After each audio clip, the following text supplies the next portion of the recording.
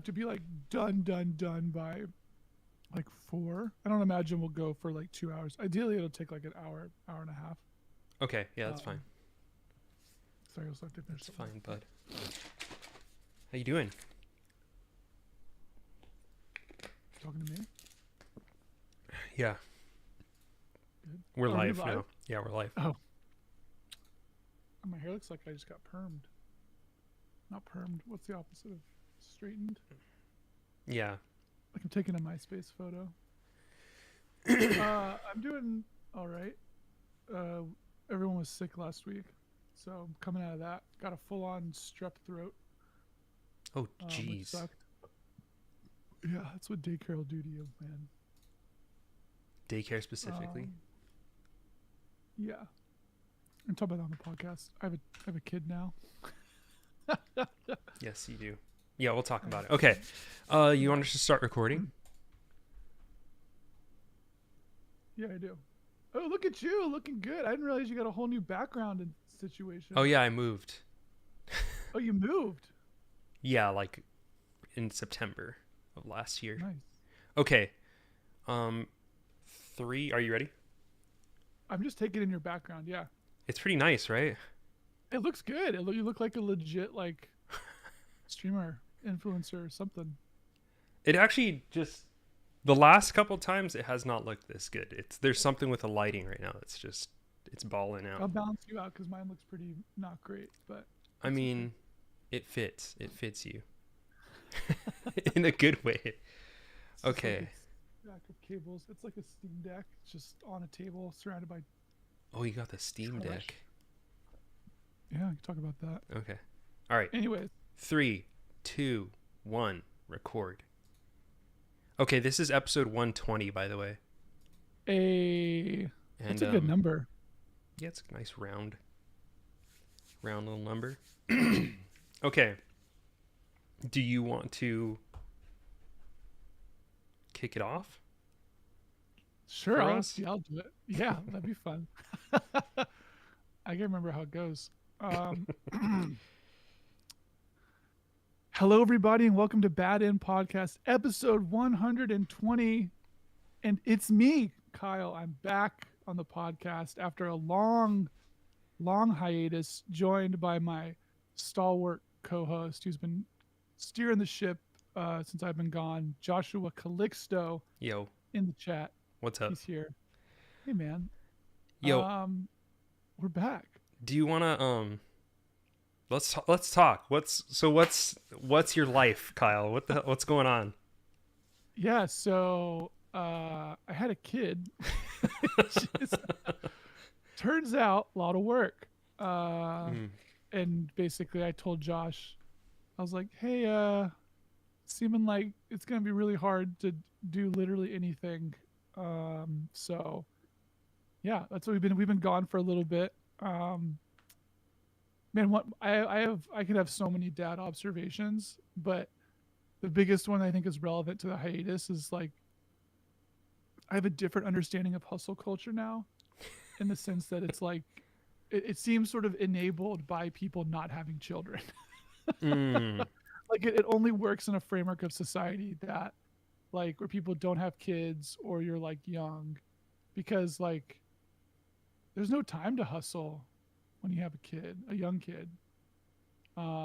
So I was like basically just taking care of the baby and then working on cantata and trying desperately to sleep. I mean, And either they only don't now have after, kids or you base your entire culture around the woman in your life doing everything. yeah, that's true. Yeah, I could choose to be an absent father and then I could really pursue hustle culture. Yeah. Um, that I don't know how that would go over. I could try that though and write a. Did you feel like you Sound- were pursuing hustle culture before? No, but like I don't know. I'm kind of like out there in the sense that out there in the world in the sense that I like write blog posts about game development stuff and like Hmm. work on open source tools and like publish that stuff. And so and then that's like in addition to doing my normal job. So I think that there was a real moment of like, oh, I just like can't do a lot of that stuff. And what's funny is that like we saw this with someone who commented on the podcast on Twitter. Like there's just no flex for people who are like following you that like you can have a life that doesn't rely on a continual output of content. And Yeah. people are like, "Hey, what happened to Bad End?" It's like life happened. I don't know, dude. Like nothing has to be infinite. So Yeah. um, That person was me, by the way. that Just was you. kidding. Yeah. That was my Like that was my toxic alt. Yeah. yeah. Do you feel uh, like it helps you to understand gaming better now that you're part of the main demographic of no, because dads? I don't have a daughter. Once I had a daughter, I'd really understand empathy and Okay. how to relate to video games about fatherhood. You'll finally understand why That or if women. I buy like a really big axe, I think then I'll be getting somewhere. Yeah, Um, you got to start saying boy, boy, boy.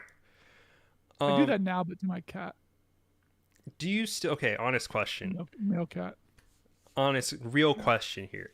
hit me. Do you still, after having a kid, after shipping a game, after having a game out there on Steam, do you still like video games? Like, what's Mm, your outlook on games now, just in general? I think like I can see how if you are someone who is like very excited about whatever video game is on like the end cap at Walmart, that you have a kid and you're like, oh, games suck, or like you have this sort of very limited amount of time to play something and they're not good, or I feel like I sort of severed my emotional connection to video games a long time ago, which is like Mm, I think made the podcast be interesting because I think that we've never been sort of hype beasts for games. And I've always sort of like I've played games for so long that it's not like I play games for so long, and I was also like working on games where the stuff I did choose to play kind of had to have something extra anyways. So even though like I had a kid last year, I mean I still have the kid. I do find time to play games, which we can talk about. But like I think even then still it's like okay, well, usually I had like 4 hours and had to like do something meaningful um that like felt worth it for a video game. And now it's still the same thing. And like the stuff that's good will continue to be good. Like my what kind of games I like definitely didn't change.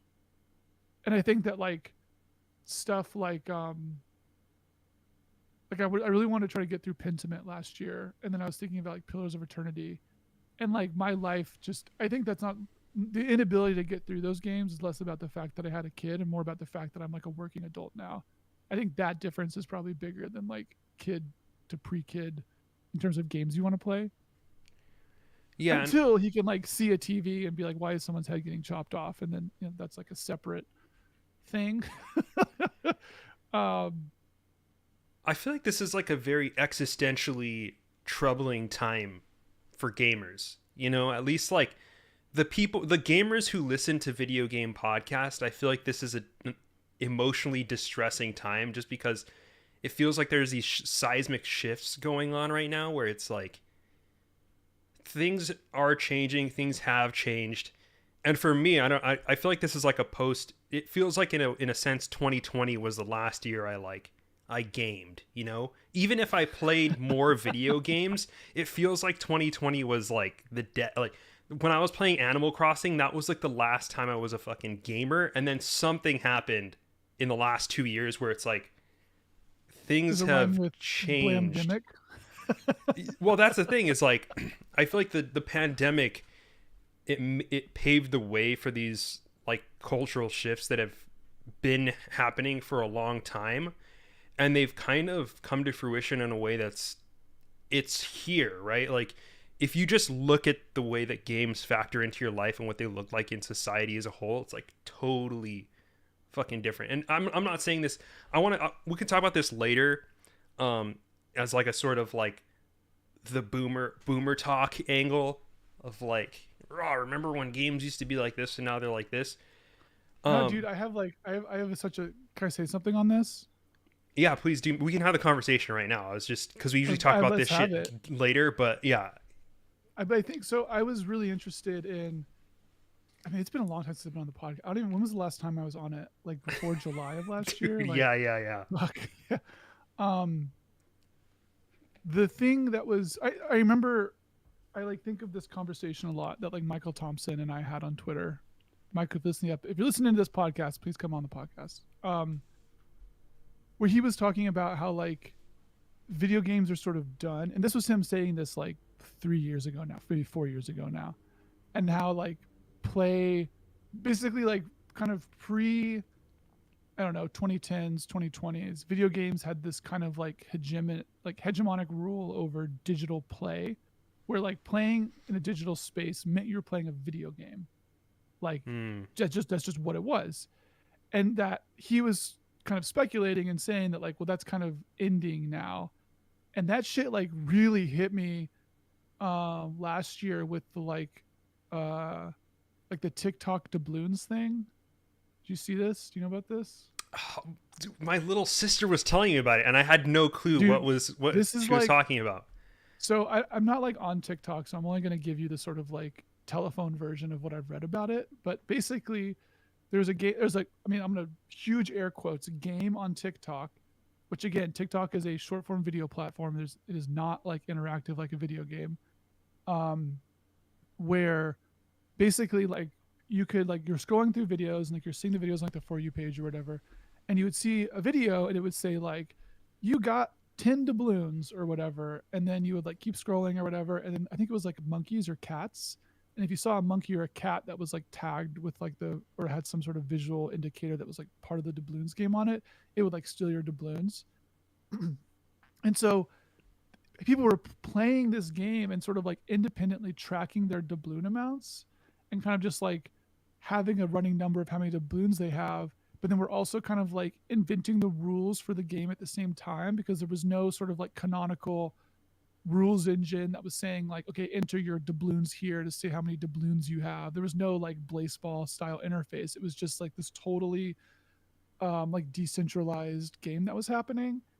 And it's like, that's what the fucking future is, man. Like that's not like, it's not someone sitting down in front of a TV with a controller and saying like, yeah, let me play a video game, and then they like boot up God of War and they sit down very nice and kindly for 40 hours to like run through a forest. It's like that's over. That's like, and even just by the numbers, right? Like the amount of people who are participating on TikTok versus the amount of people who bought God of War, it's like it's not even close. Um, and so I think like thinking about stuff like that was really making me think about like, I mean, I still like making video games. I enjoy making video games, but also increasingly in my life, like I don't have time for video games, even without, excuse me, even without having a kid. But like something like that kind of decentralized, distributed experience of playing something is way more possible. And I think like just based on attention spans, collapsed middle class, socioeconomic precarity, etc. Etc. The idea of sitting down with like a $400 console and a $60 video game and a $40 controller and a $800 TV is like, and having the free time to do that, like that's a pretty big ask. Um, so I don't know. Like I think that you get stuff. I think what that means is that you get a sort of a swan song at the end of a media's life cycle where you get really great versions of something that is going away, but it's also the birth of something new. So Right. yeah, that's my spiel. I have like three jumping off points from here, which is that like, so in the lead up to this, like the half hour before this episode, I was writing down some ideas, and I have like just some half baked stuff.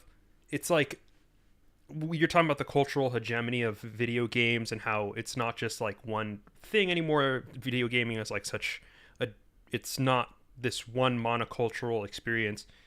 And I have like this idea of video games, or like games in general, as microcultures instead of gaming the monolith as a culture of its own, which I think is like what it was before. It's like you are a gamer, and because you play like all the AAA games that come out, you know the big franchises, etc., etc. Where it's like now you are a Valorant player, you are a Mm-hmm. Animal Crossing player, you are a person who watches fucking Let's Plays and who watches the Last of Us TV show.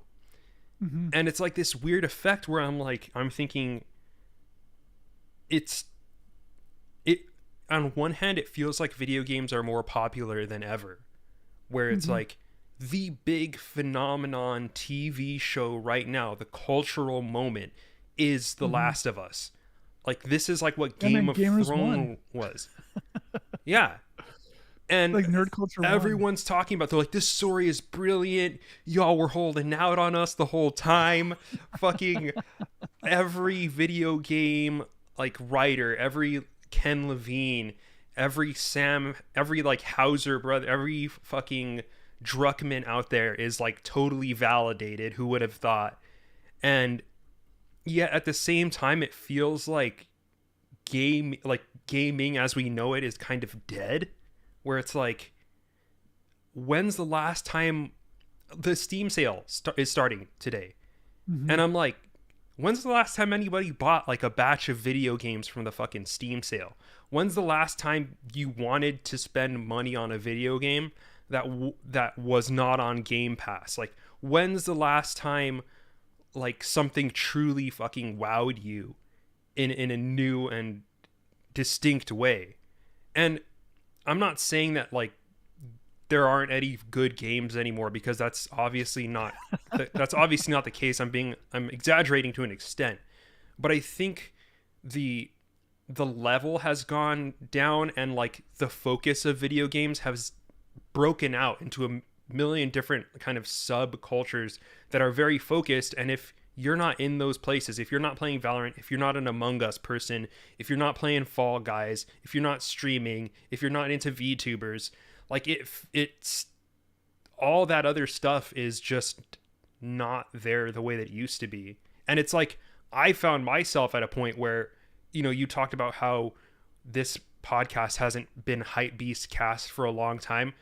I might be fucking coming back around to that, because I see Final Fantasy 16 now, and it's like such a bigger thing than a fucking Final Fantasy release would have been a Mm-hmm. year and a half ago, because you don't get this stuff anymore. Like a GTA Yeah. game, like you don't get that all the time. Like I'm looking for crumbs here, dude. And and that's like the reality of the situation. I feel like where we are now is not this massive influx of games where we just had way too many open world Saints Row, Dead to Rights, Mafia, all these like different games that were like constantly appearing on our front porches, and we just didn't have the wherewithal to just find one because there was just so many options. Now it feels like we have like the opposite case, where these things are relatively rare, and I appreciate them because of that. But at the same time, it's like maintaining your sense of being able to critique something while also appreciating to an extent the fact that this is not like the way that games are anymore. I feel Well, I like think those are it's the big shifts. what I think about, especially what you used to say when you were covering Hearthstone, where like basically no one was talking about Hearthstone or even League of Legends, right? Like Hmm. no games publication right now has probably ran. Excuse me. Like no traditional video games publisher, or not publisher, press outlet has probably run a piece on League of Legends in years. I would bet. I'd maybe put a little bit of money on that. Like, but it continues to be the biggest game in the world and is played by thousands and millions of people. And they're like, it feels like games are kind of becoming more that, where like you're saying, you're becoming like, oh, I'm a Hearthstone player. And I think this is, I mean, this is also, when we were at Killscreen, we talked about this a lot, where like the identity of a gamer at the time, and like, the early 2000s, was wrapped up in this like Mountain Dew, Call of Duty, Halo, whatever. And I think that even now, like, culture has sort of come around to that thinking, where the gamer is maybe a little more derogatory, because who's a fucking gamer? Like, no one plays everything anymore. You play fucking Siege, you play Fortnite, you play Hearthstone, like that's the thing that you play, and you can do that because it's like what you like, and there continue to be those types of things. But like the role of a video game podcast where we're trying to like play everything, like we're never going to play everything in the sense that we're going to play and have context on like the latest updates in like Hunt and Hearthstone and League of Legends or something. But the types of stuff that we would typically talk about on the podcast, I do feel like is kind of less of it is coming out, maybe, or maybe less notable stuff is coming out, and or just that more stuff is coming out, but the bar is already so high that like who's playing Wolong right out there? Like who's where my Forspoken players at? Like, we could talk about that stuff, but also it's like I don't know.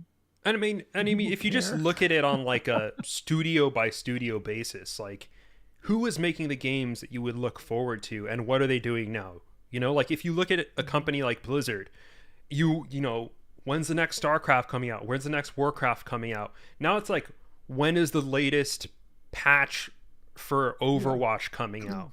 When is, you know, the distance between right now and Oblivion, or the distance between right now and Skyrim is like something like double the distance between Skyrim and Morrowind, or something. It's something insane. Where basically like the cadence of release for these big studios that used to put out cool games every like 3 to 5 years is just like ballooned. Where Starfield is like Bethesda's first game since 2011. That's not true. Sorry, they did Fallout 4, but even it's Fallout their 4 first like it's their first original IP. Yeah. Since then, at least. And I think the other sort of sad thing about this is that like maybe it's not sad, but I think what is true is that people who play games do increasingly want that sort of like service supported game, because you're like, I'm going to spend how much time in this game, and like that kind of matters for me. I don't want to just spend 40 hours into a single player game and then forget about it forever, especially if I'm choosing to do this instead of like playing Fortnite with my friends right now. So I think so the more that stuff is like wanted or something as part of these games, and yeah, I don't know. It definitely feels like a reckoning point where you're either building a game that people can sort of live in forever, or you're kind of fighting for scraps between people like us that kind of try to play a lot of stuff.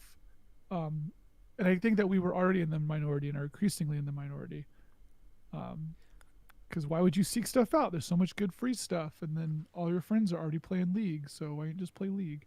I think like another way that this bears out is like, you remember how we used to compare video games and still compare video games to movies all the time? Yeah. When in reality, what we should have been comparing them to is TV. Because like, if you think about it, it's a much more one-to-one parallel along those lines, where, you know, we literally have this TV show of The Last of Us that's like actually worked out as an adaptation. And I mean, unsurprisingly, right? Like it was basically, it was supposed to be an HBO show this entire time, basically. Yeah. And then also on top of that, like, think about the Oscars versus the Emmys, and the way that like reporting on television and criticism of television works in relation to cinematic criticism of cinema. One is a lot more focused, a lot more segmented, and then the other one is just like so insular. It's like, why do I care about a Brooklyn Nine-Nine season 6 review if I don't watch Brooklyn Nine-Nine already? Like, that's why every fucking IMDb of every TV show is like, or, you know, every Rotten Tomatoes is like 99%, because y'all have been watching this show for 7 years. Like, of course you think the latest season is good. It's just like, that's what video games are now, where it's like, oh yeah, have you been playing Fortnite, dude? It's gotten really good recently. Have you? Like, I hear that every year, bro. Like, I don't know, man. The new season of this game has been really good. Well, even use the word season, right? Like, it's literally called them seasons. Yeah. And it's like such a different world where it's like, now it's like, if you call yourself a TV geek, there's movie buffs, but What about No what one's are a the TV. Yeah, it's like, oh, I'm a big TV person. Not like everyone watches TV, but nobody's identifying by that. They're just like someone who really likes New Girl or who really likes 30 Rock. Yeah. My fucking cultural references dating me. Yeah. Great. Yeah, Yeah. my pools. What are you rocking, New Girl? I really like hot new TV Euphoria. shows. I'm Gen Z. I like Euphoria. I like House of the Dragon. That was a good show though. But Yeah. I don't know, man. It's weird because it's like I can't say that I haven't been one of these people. Like I've been playing Marvel Snap and Final Fantasy 14. Yeah. That hot new game, Final Fantasy 14. Yeah, and it's like I'm in this I'm in a community doing this thing, making friends through it, knowing people through it, joining guilds, all this stuff. I have my own experience, but it doesn't feel the same. I don't know, man. It's fucking sad and weird. And it's not like bad because I enjoy where we are now, but sometimes you just want it was always nice knowing that there was like a game sitting in my backlog that was really good and that I like never that was always going to be there for me. But now I do not have that confidence. I almost feel like I've gotten through my backlog. Like Whoa. at least every game Heard that it I here care first, folks. every game that I care to play, I've played. Like I look at my Steam thing, I'm like, I'm not gonna play this, and I don't care because I'm literally just not interested in it. Like I have the confidence to look at that library and say, like, I really do not care to play this game. You know? I think it's like part of this is like video games is sort of eating their own tail for so long Yeah. that the idea of something new is like really hard to even think that it could happen. Like I mean the last like I don't know, like the last like really exceptional game that I played. I mean Disco Elysium was pretty crazy. But even then like Disco Elysium is like sort of an old style game. It's like basically a classic CRPG Mm-hmm. effectively, like just without combat. Yeah. But it's like hard to think about like it's not like you're getting like David Kanga style new articulations on interactive media to like push the bounds of game design. Like I don't remember if we ever talked about that like piece I wrote last year on game design memetics, but like that just really sticks with me where basically we have come to and found the perfect permutation of game mechanics, and we will continue making games with those sets of mechanics because they like trip all the right dopamine responses for all the games, such that doing anything that's like not that kind of gets deprioritized. So when games are already so expensive to make, why not just do those things? And like I think that there's a way where you can kind of eat so much of that for a certain amount of time, but then you know circumstances related to getting older and just getting a new life, or like maybe I don't want that anymore.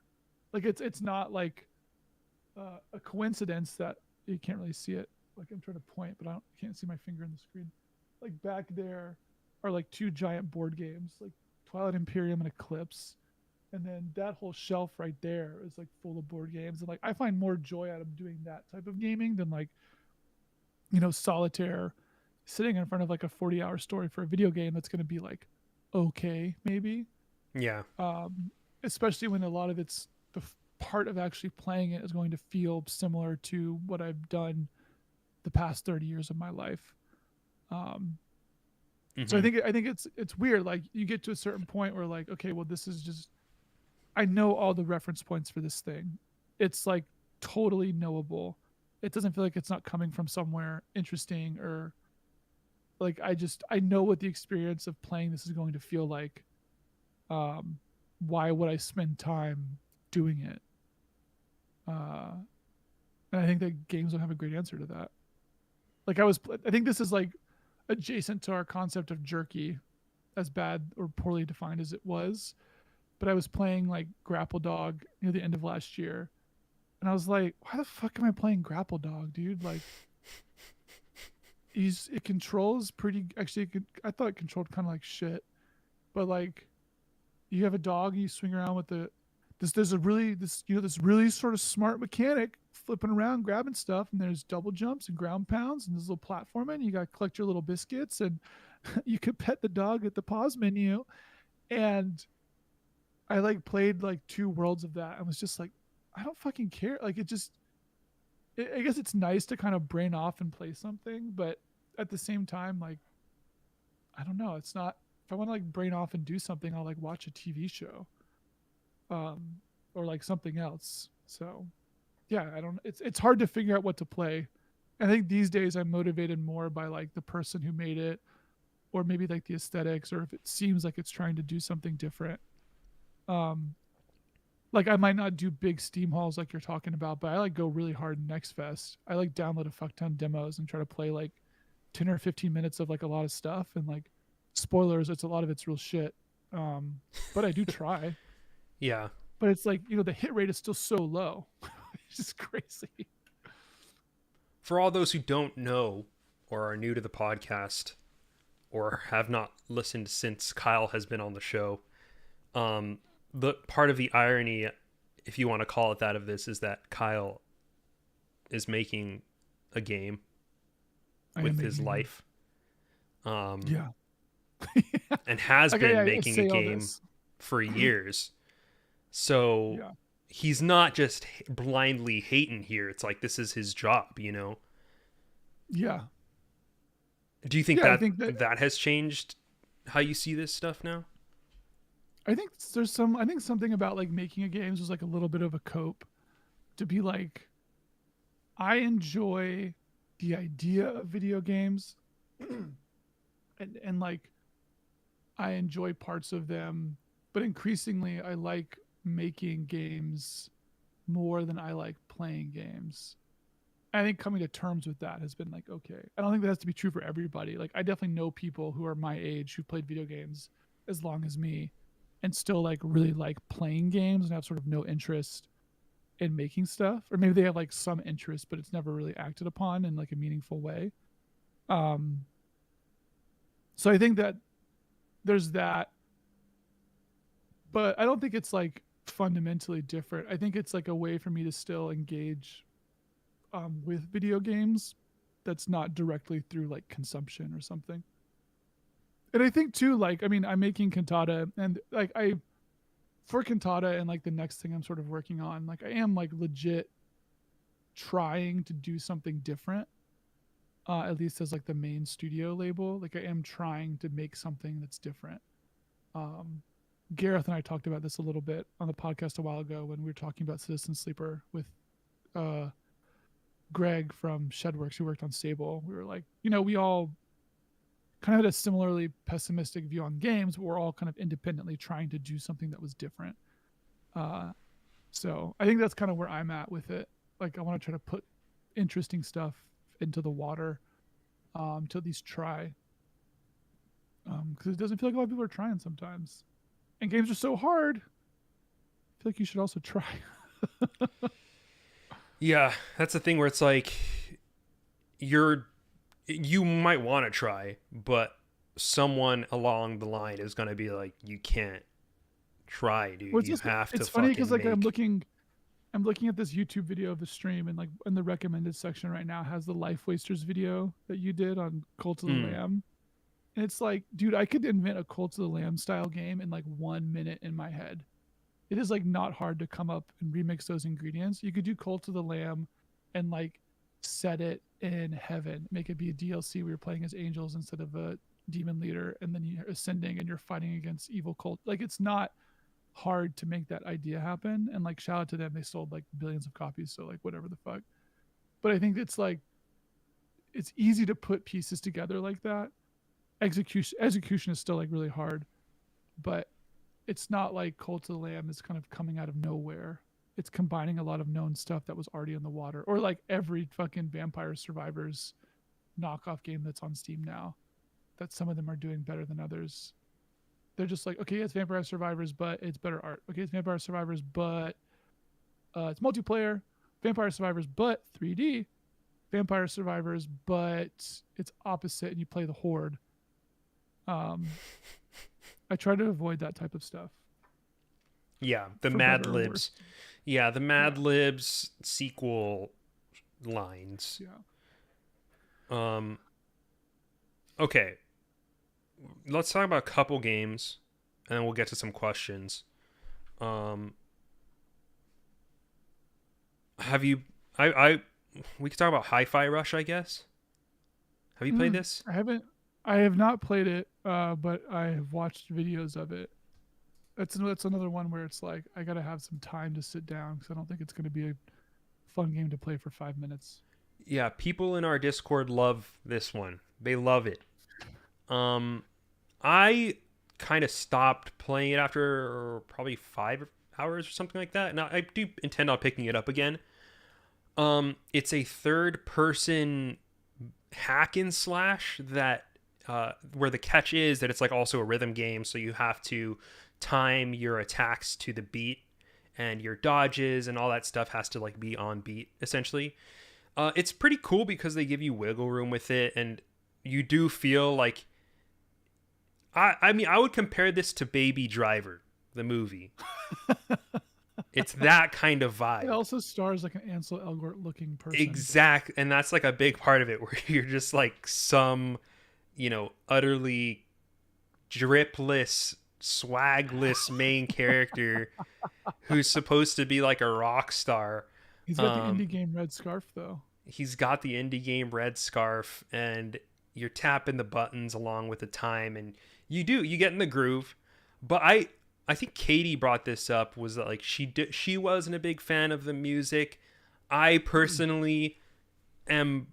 It's not my kind of music, really. It reminds me of like stock rock music that they used in like menus. A couple, back in like the 90s for like educational games, or like a Lego Island, some kind of demo disc that came with your freaking like Pizza Hut order or something like that. Chex game. It got those vibes. Like the music has that sort of feel to it for me. The writing is very much in this like millennial kitsch vibe, where Like it's like doggos. doggos. Been describing it as like, well, that happened. Yeah, Language. he's right behind me, isn't he? It's like, Oh, he's right over my shoulder right now. Yeah, thought so. there's literally a I bet you're wondering how I got into this situation thing in this game. So it's that's what it is. And it's like, despite all that, that is what it is. It's neither here nor there. With a game like this, it either works for you or it doesn't. And the game mostly works for me. I just feel like it doesn't. I'll be honest here. What's crazy, this does not feel as rhythmic to me as like Sekiro, for instance. Like it does not feel as rhythmic as like a Dance Dance Revolution. With rhythm games, like rhythm games, like I'm thinking of Crypt of the Necrodancer, Cadence of Hyrule. I can't think of any like 3D ones besides this one, but like I often feel that those games are always like too slow when it's slow, or like so something about the speed is always like kind of off, where like when it's going fast it always feels a little slower than you want it to go, and then when stuff is going slow you always want it to go a little bit faster or something. Yeah. Where it's like you're sort of constrained by the music, for better or for worse. But it also can sometimes feel like, no, just let me fucking hammer on this, dude. Like, I don't want to have to wait for the beat. Yes, and that's the thing, is like, because this game is so it's so beholden to these 4/4 beats, where it's like da da da da da da da, and then it's like you have to do that. So like you're either doing this or you're like da da da da da da, but you're always like on. You have to be on that beat. And there's like the fun part about music, at least from my fucking music player brain, maybe this is me overthinking this, but I'm like, you want a little spice in there, you want some triplets, you want some like da da da da da. Yeah, you want to like do that stuff. And Sekiro lets you do that stuff even though there's no like actual musical syncing in there. People just think like, yeah, I can clap 4/4 to the rhythm, bro. Like, but even when you're at a concert, you don't want to clap 4/4. You want to clap on the offbeats. Like, that's the difference. Yeah.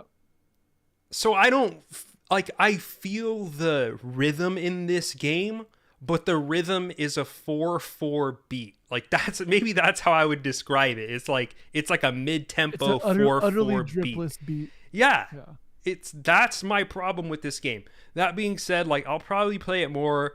It's pretty enjoyable. If like you've ever wanted to like have stuff shooting at you and like you're hitting and parrying like on the beat, this is your shit. And it does that stuff really well. For me, just look at this. This is just hitting the exact same thing that I was talking about earlier, where it's like I'm watching this gameplay video, and it's like you can jump and press Y to do a ground smash. yeah, And then it's like showing you the rest of the level. There's like 4 guys up there, kind of evenly spaced out for you to practice your ground smash. And I'm like, I don't want to fucking do this. Like, I don't want this like structure. I'm just over. Like, if you're gonna make a fucking rhythm action game, make it be a boss rush game where I get all the good shit just all the time instead of having to run through this like stupid fucking level you built to get to the actually good stuff. every time we It's all this like distraction shit. yeah, every time we criticize a game like this, we should give an alternative. You know? That's not critique, Josh. You can critique stuff and not have a reasonable alternative. I know. I do think like I'm just. But I looking think at that this there like, are very reasonable alternatives to this. Like, But it's just like here's a good example, Joshua Calixto. What about something like Neon White, which I feel like is sort of almost kind of to the beat, but yeah, also like that game is full signal. You play a level and you are playing the level. yeah, Like there's no stopping. There's no kind of like in between stuff that like doesn't really matter. You can press X and then press X and X. Good job, player. yeah. Like, no, just let me just do the stuff. I think like Thumper, This is why games for are gonna instance, lose. Yeah, like Thumper. Just give me the good stuff. I don't need to like Beat Saber. imagine like if you had to play Guitar Hero, but you had to like walk between the tracks like at different venues. Like that is a bad game. Because there's all this like stupid downtime of not playing guitar. Yeah. There's a lot of downtime in this game. Like the opening, I was just like, what the hell? Why am I watching these massive cutscenes like as if they're good? And they're not. They're just really not. But the game is like the game doesn't know that the cutscenes are not like worth spending this much time watching. But the game is fun. It just doesn't do what it's trying to do as well as I think other games do in different ways. But there's not that much out there like it, so if you're looking for something like this, it's your shit. And also, your mileage may vary because some people in our Discord love the crap out of this thing, and I can see why to an extent. They're mid. You know what else I played? That's a weird one, man. Atomic Heart. Are you familiar with this? I missed like all the discourse on this game. It was like maybe like a Russian psyop or like sort of trying to be BioShock or I don't know. I just like totally tuned it out. Yeah, it's like BioShock fanfic by someone with like a terrible edgy sense of humor. So like BioShock 2.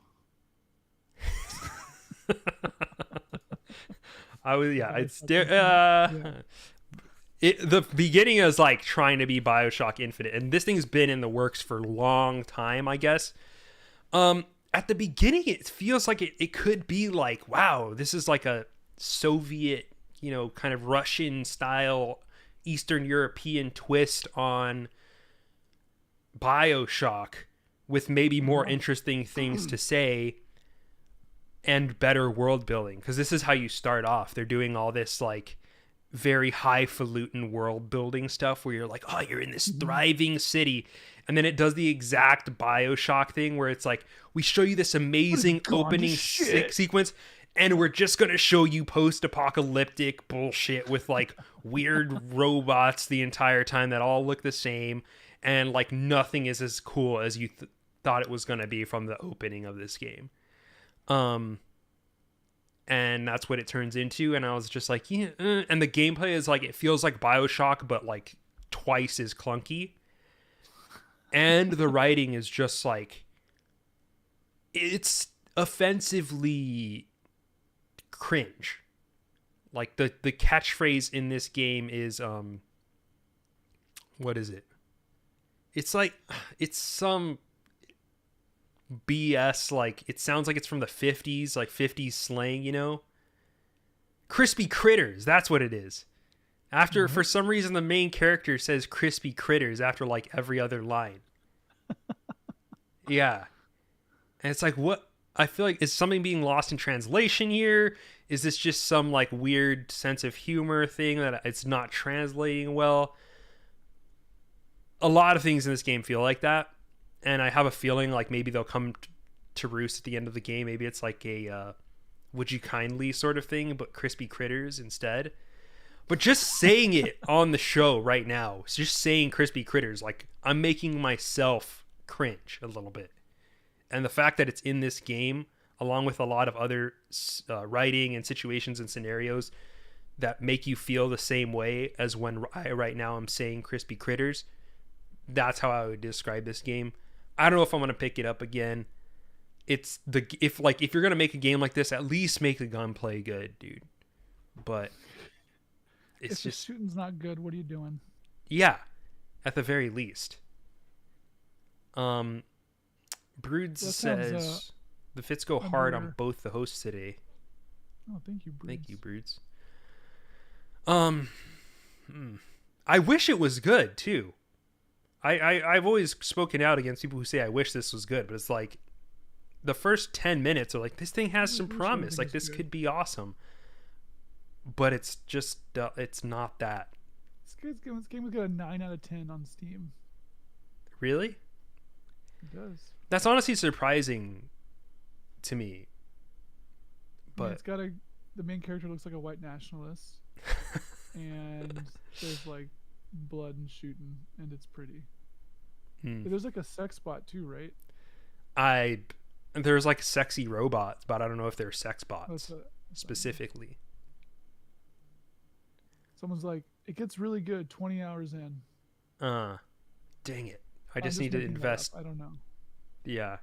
I mean, I could see somebody making that God. argument. I love the aesthetics of people posting weird formatted Steam reviews. Someone figured out a way to like put a pros and cons chart in their Steam review. A lot of people do that, don't they? Isn't that like a thing? Well, no, this person like made like an story, actual table. Like it looks like Excel. gunplay. Yeah. 7 out of 10. It's developer support. 7 out of 10. 800 hours played. Thumbs down. Okay. I was a little twist at the end. Anyways. Have you been playing anything? I have. I've played what have I been playing? I've been playing the Prime remaster. Oh. Yeah. I've always loved Metroid Prime, and this is good. I don't really know if you know Metroid Prime. I do. I don't know. I've played it. There's like a weird like. We didn't really talk about this on the podcast, I remember, but the sort of weird thing that's happening now where remasters are coming out that feel and look like the game like you remember it. So it's like, what's the remaster? What'd they do? And then you like go back to the source material and you're like, oh wow, that looked really bad. Like the Resident Evil 4 thing just came out. It's sort of similar. The Prime remaster definitely has a little bit of this like feeling too, where you're playing it and you're like, yeah, this is just like Prime I remember was. it. Yeah. Just like I remember it. And then you like go back and look at Prime and you're like, wow, that is nowhere near the fidelity of this new game. So I guess job well done. And It's good. I don't know what sort of Prime sort of stands up still. Like it's when I was like a kid, I definitely used strategy guides like all the time, and now I'm not using a guide. And it's sort of interesting to play it without a guide and actually like play the game sort of as I don't know as developer intended, Hmm. especially after having played Dread whenever that was 2 years ago. Whereas Dread's like pretty linear. Prime is like I think Prime is maybe oversold as non-linear, but it's because it's definitely pretty linear in the sense that you don't necessarily get lost. Um, you're just kind of like always an obvious place to go. But even still, like, dude, the fucking world building stuff in that game is so good. Just like the environment and stuff is like, I mean, it's hard to think of it. Actually, well, now Batten Kaitos is coming out for Switch, but like, this was like Nintendo like on one with Metroid Prime. Like, just some of like the designs and stuff in the game, like, still feel kind of like futuristic. Like, especially, I remember, I don't know what the ship is called. Let's see. Pull up like a video of like the very start of the Prime remaster. Um, it's like whatever like the invaded ship at the start of the game is called. Has just got this like look to it. I can't find this on Google. It's got these like weird like yellow, like almost look like flagella or something, like on the ship. Oh Oh, yeah, I see keep it. going. They're like little tendrils. Yeah, it's like it just looks weird, and it looks weird in a way that other sci-fi stuff like still doesn't look like. It's got this sort of like lived-in feeling that's just like what the fuck? Like it feels like it's from like a better series or not a better series, like a it feels like it's pulling from like some reference, but like it I can't even think of what it is. I don't know anything else that looks like that. And it's like not symmetric and it's like just sort of weird. I think it's just super dope. And there's like a lot of stuff in Prime like that where there's just like all the environments are just kind of It interesting, has which this is I think a very lot of like the appeal of Metroid. organic. It has this very like organic feel to it. Like the entire game does. Yeah, yeah, yeah, yeah. It's just good. Yeah, I mean, it's good. Organic in the biological sense, not the like theatrical sense. Yeah. You know. Um, so that's cool. Yeah, I mean, it's Prime. They did a good job. Highly recommended if you've liked and played Prime. Um, I was also playing. I started playing Pizza Tower, which is this is like a game that was like sort of tearing up Steam like 2 or 3 weeks ago. I feel like I heard Um, of this. I like follow this newsletter that sends out like top performing Steam games each week, and it's sort of wild to look at what stuff is actually good that people are playing. And this is one of these games that was just kind of did nuclear on Steam. It's basically like a Wario Land style 2D side scrolling game where you're running through the level and you have this like character with a pretty like a wide variety move set. It's also got this insane art style that's like looks like It's like MS Paint. Microsoft Paint. Uh, Yeah, I was gonna say. yeah, it's like it's but the guy who's doing it is like clearly talented. Like he figured out a way to like make the art good. It's sort of like Ren and Stimpy ish, I guess you could think. Yeah. Um, but in the game, you run through like the eponymous pizza tower, and it's kind of like a actually the closest thing I could think of. You remember the game Teardown from a few years ago, where you like knock holes in walls Yeah, to like yeah, steal yeah. something? It's sort of like that. So basically, you run through the pizza tower, and you're trying to like rescue all these people or whatever, and then you get to the end, and then basically you have to run through the whole level backwards. And so a lot of the game is about like mobility and stuff and kind of moving through levels. So you kind of sort of clear a path for yourself a little bit on the way in, and then you kind of flip around and do it backwards. um and yeah, it's just I don't know, it's kind of weird. It's got like a lot of soul. It's got like the sort of I don't know, I wish more indie games were like this This versus just is making like white glove wild. I platformer. really want to play this. It reminds me of like Cool Spot, the Yeah, 7 Up yeah, yeah, yeah. mascot game. Definitely the Hmm. Wario vibes. the fucking background with these just floating pizzas that Just they don't giant make textures. sense. It's not like a world building thing. It's just a vibe. It's just like, even like when you're not gonna see it in the video, but like in the pause menu, when you pause, there's just like a floating like uh fat baby or something that's just kind of like pointing at stuff, and like the cursor is like a giant finger, and it's total vibes. Like it's just not like, This is so it's not trying to strange. be anything other than what it like 100% is, and it just it's like this year's Cruelty Squad or something. I don't know. Whoa, I need to play. Look at these, the background, like this tutorial image. Yeah, I it's could just have, it's just yeah, wonky. I've been playing this. It's been pretty good. Uh, pleasantly imperfect, Pleasantly imperfect is a great way to I would describe call it. this. I'm trying to think of anything else. Um, Pizza Tower, dude. like nothing like notable to speak of. I feel like that's kind of the main stuff. Um,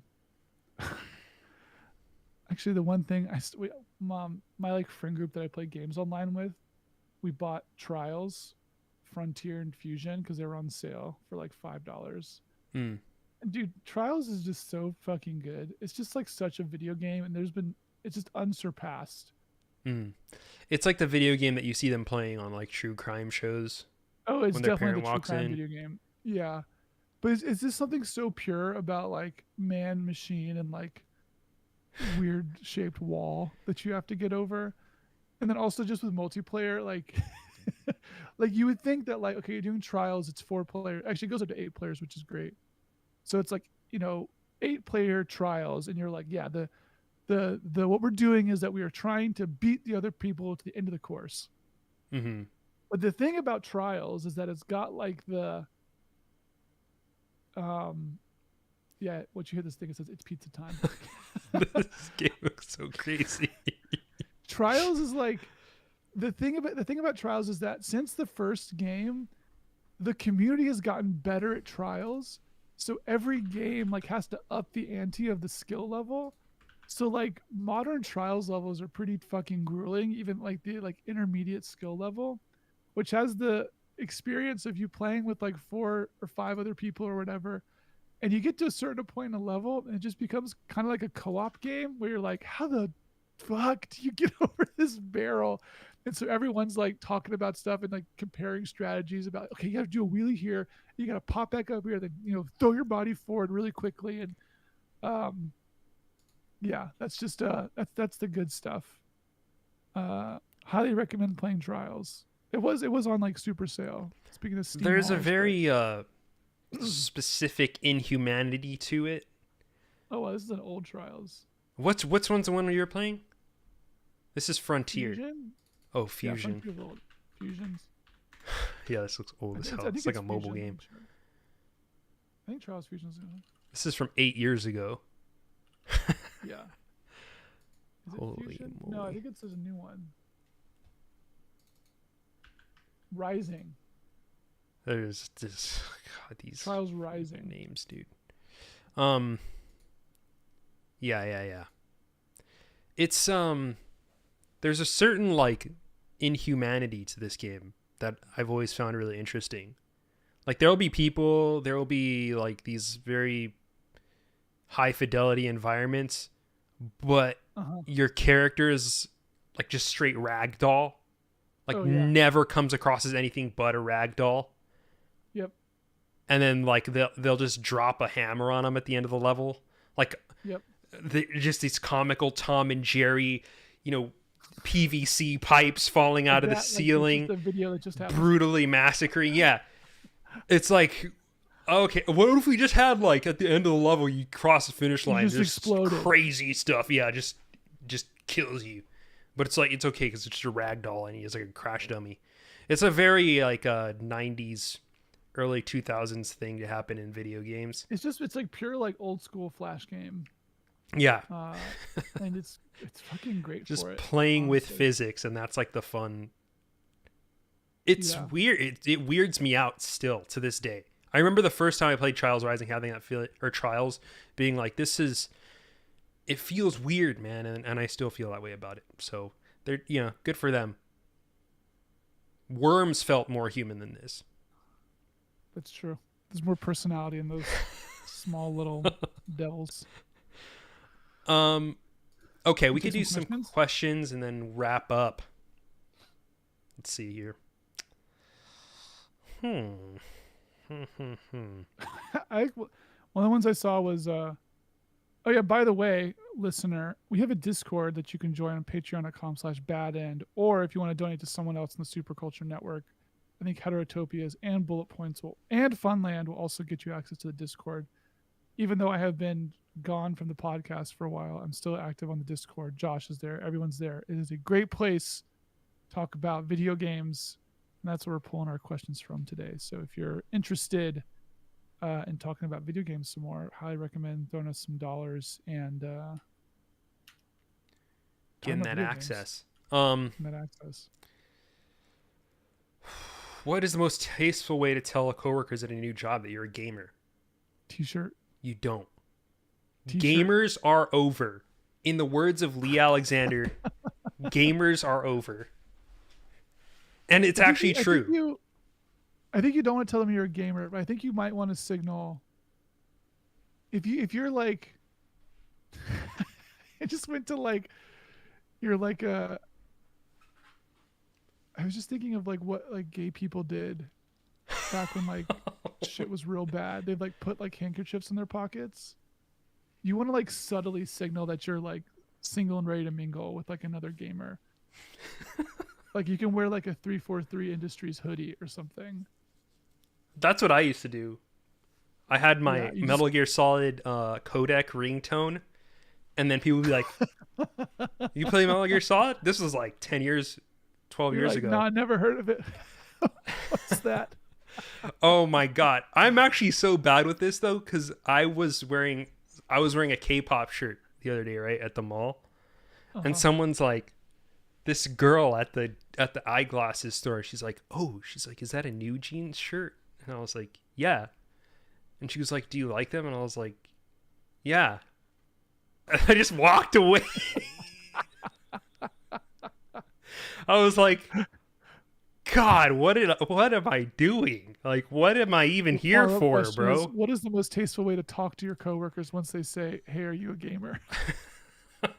Yeah, to actually engage in conversation. Afterwards, away. I was like, why did I do? I should have said like, yeah, they're really cool. Like, do you, started a conversation. I go back and forth between being like a heavily sociable person, ready to talk about all the stuff that I love, especially if someone else shows interest, expresses interest in that thing, to just like being, I was with friends, so I didn't want to like start a whole conversation thing in the mall about K-pop group. I think that's what's kind of going through my head, but I should've. I just freaking have the talk. With the same shirt and kind of linger near the counter and see if she ask the question again. She's probably traumatized, the poor thing. She's like trying to be social, and then I just totally just walked away. That's awful, man. I have nothing but regret for that situation, if you can't tell. So talk to people about it. That's the answer. What's the next question? I think never bring it up. Never be like, yeah, I've been playing Mass Effect. Yeah. If someone else brings it up, just look. The other thing is that you don't know what kind of gamer the gamers are trying to be, are going to be, because they might be like Reddit gamers and it's ready to argue with you about like some shit you're not trying to talk about. Don't show your power level, dude. Never show your power level. Do not show your power level. Until you're like naked in the sheets, like do not show your power level. Passively listen and then disappoint them. Passively listen, and if they start talking about something that you got something to say about or like will enjoy talking about, do it. Besides that, get in your car, put on Bad End, and live the conversation vicariously through us, okay? Can you define what it means for a video game to capital HS have swag?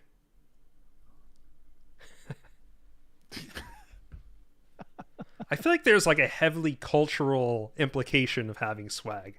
The I first feel thing I like reach for is like don't have a team full of white people. yeah, You know, like if I feel like you you got to have a little bit of cultural diversity. I in also there. feel like if you're not like a black person saying something has swag, you are just not really to be It trusted. has to be appointed to you. Yeah. But I feel like for me, like if we're to expand the definition of what swag is, it's like there's this sense of confidence, cool, that the game is like specifically going for and that it achieves to some extent. Because a lot of games aren't even trying to have swag these days. Like Hi-Fi Rush, it's not even trying. It is like unashamedly, or it's ashamed of trying to have swag. It does not want to go for swag. It is like always reining itself in as like, I'm kind of like loser vibe, bro. He's right behind me, isn't he? Like this self-conscious attempt to make a game that is swaggy while also not having swag, which is not how it works. You need to Here's an have interesting swag. complication to Hi-Fi Rush. It looks like the team is mostly Japanese. Okay. So there's like some weird cultural stuff happening there. But there are so many They're like, Japanese games that have swag, dude. no, no, no. I'm not saying the Japanese game can't have swag. To I be think clear. that's what you're saying. What I'm saying.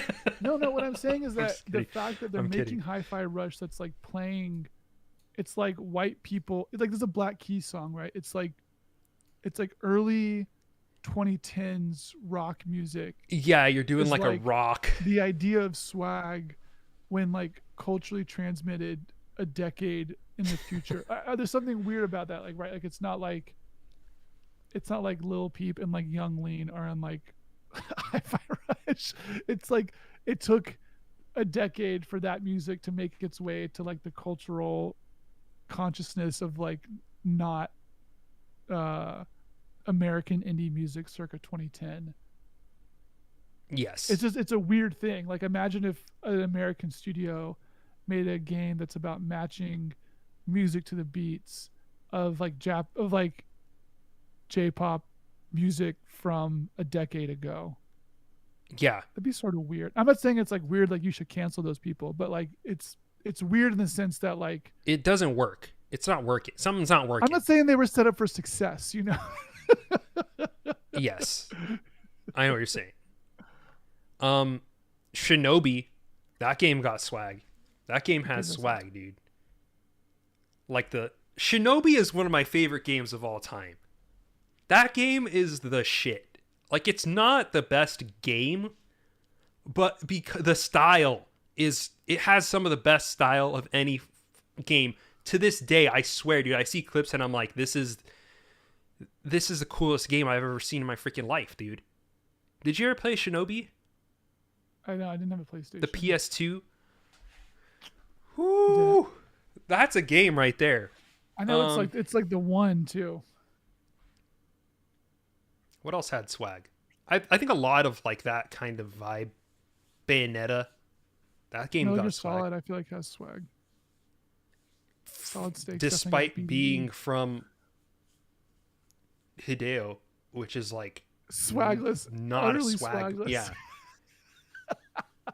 Only recently has coming around to having like swag, but in like a startup guy who is like trying to min-max fashion way. You know? Buying streetwear doesn't make you have swag. It's Hideo, not even I'm sorry. streetwear. It's like corporate tech wear. Yeah. I feel like Hideo would have more swag if we could get him in like a North Face. Like a North Face with like a slightly patterned button up. Just put him in like a VC A wear. I feel like puffer? he'd yeah, put him in a puffer. Some And Wander, dude. Some Columbia give him some Purple label. Some Allbirds, like he would have more swag like that. What else? What else has swag? I think of a lot of Japanese games that have swag. It's harder for me to think of Western games that have swag. Mark Echo's Getting Up kind of got some swag.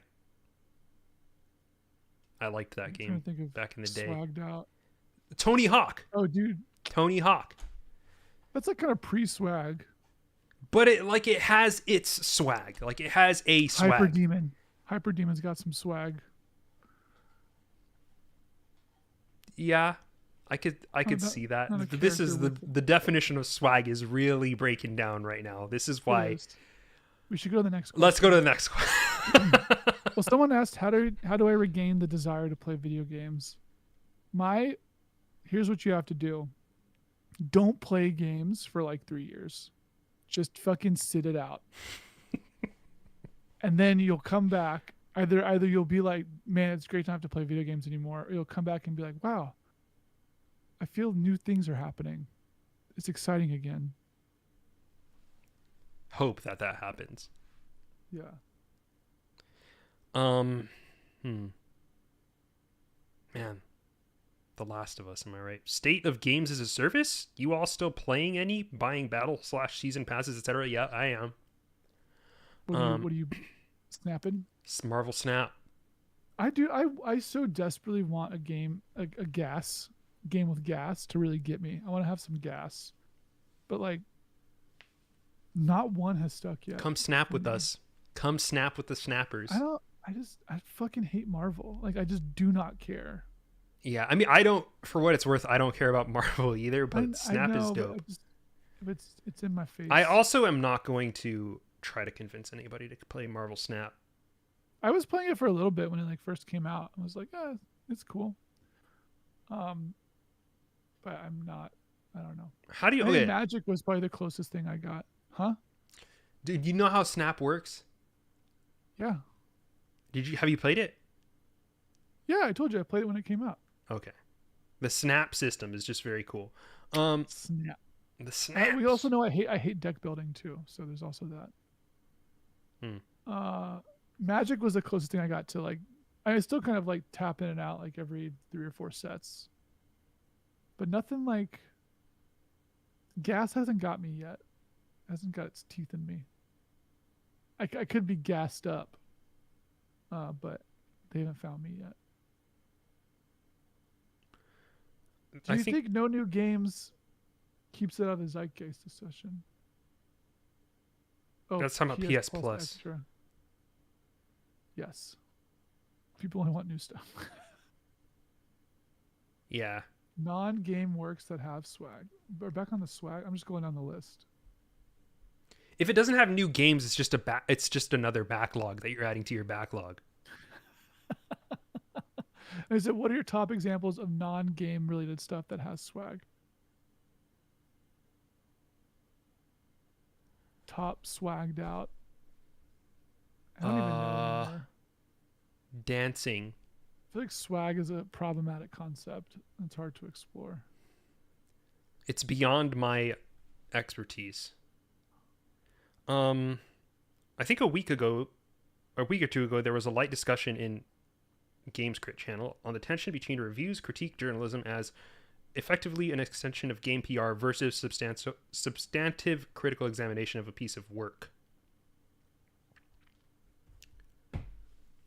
Huh. We've talked about this one quite a bit on this show. Is it like the difference between games criticism and games journalism? Man, it's just like Games Crit has really... Like, there was a time when this was like, we were talking about it all the time, but it's like so... It's like even worse now. And it's even worse now to the point where you're just... If we're going to talk about it and like criticize, you're just kicking them while they're down, you know? Mm-hmm. Like, all my friends are dead. All my game journalism friends are in the industry.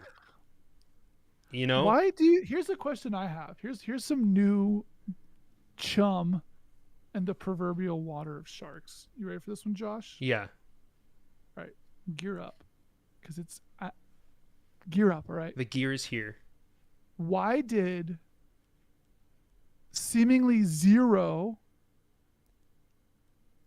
games journalists / critics start a fill in the blank?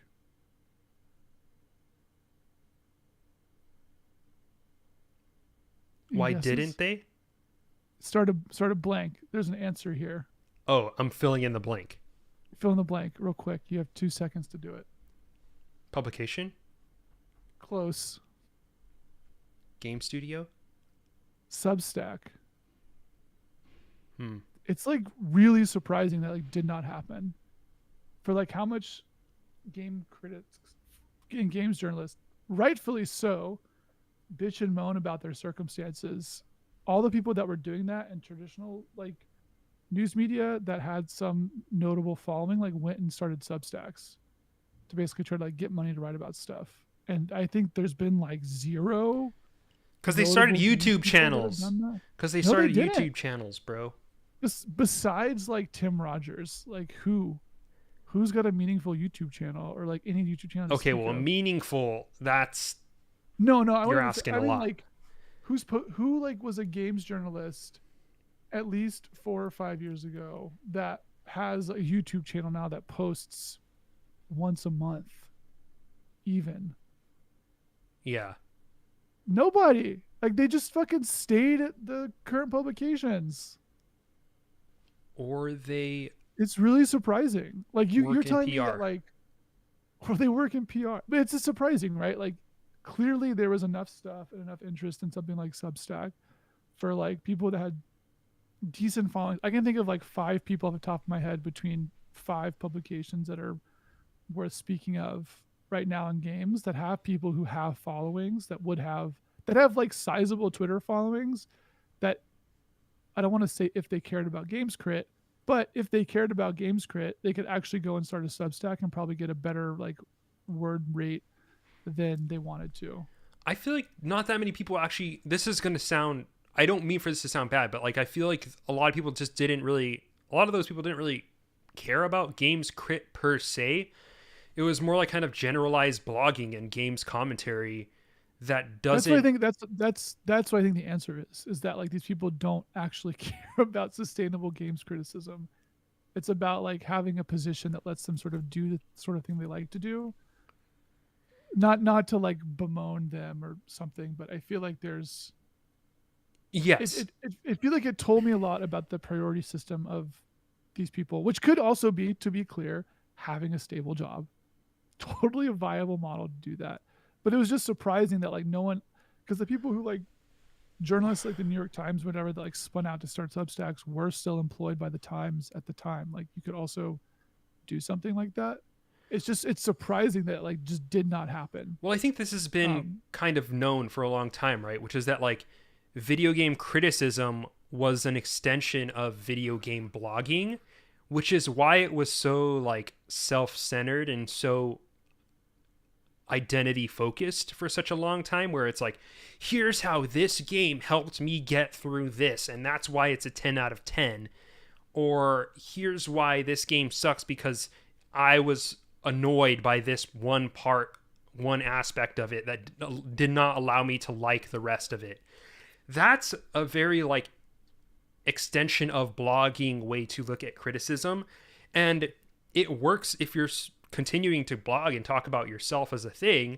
But it never felt like people were like talking about games through the lens of like their own perspective. It was like they're talking about themselves through the lens of a game almost, and that is like not a commitment to game criticism. It's more of like a commitment to getting your perspective out there, which I think is valuable. And it's nice that as a side effect, it naturally makes for a unique perspective on a lot of things because you are an individual person who by definition is going to have like a slightly different perspective than someone else. But it's not like super valuable as games crit all the time. And I think that's why it's not like something that people are pursuing anymore. Like you'd rather just create your persona and your parasocial following and just like have that live on Twitter or wherever it is, keep spitting out your takes and like getting your opinions out there without doing it via a numbered score of Atomic Heart or what have you. Well, I think that sort of answer to the question that wasn't exactly asked, which is like, what's going on with games crit? It's like, well, the people in charge of, and ostensibly in charge of doing games criticism, seem to not actually care about doing games criticism. Or they not wanna in do it at the not expense of in other like stuff. the not in the more strict definition of like literary criticism, Yeah. or film criticism as it's broadly conceived of, I think. But I think even the definition of that is like starting to break down across a bunch of different media because people have no fucking clue what crit is. Like people don't know like what that shit was supposed to be. It's weird. Man, I spend a lot of time on TikTok these days. How's that? It's wild. It's a wild place out there, man. No one knows what's going on anymore. Um, that's all I got. You want to wrap it up? Yeah, I'm down. Okay, there's still more questions. Next time. But okay, we're wrapping that up. Kyle, always nice to see you, bud. Good to be back. Thanks for being here. Hopefully, it won't be 9 months before I'm on the podcast again. Yes, definitely. We are Bad End Podcast. Thanks so much for listening to our show. If you have comments, questions, you can reach out to us at Bad End Podcast on Twitter. You can email us at badendpod@gmail.com. Rate us and review us on iTunes, patreon.com/badend if you want to support us. Come hang out on our Discord. It's a super cool place. Check out some of our videos on YouTube, Superculture. Just search Superculture on YouTube, and we got some video essays on there. I want to make a new one. I've been super busy with not having a job, actually. I'm unemployed, affected by the layoffs, and you would think I'd have like more time than ever to do this stuff, but I'm like Surprisingly, you have it's so much trying to not like being transfer jobless. careers. It's a lot of work to be unemployed, yeah. But yeah, we'll see you soon. Later. See you, buddy. Okay, I'm gonna end the stream.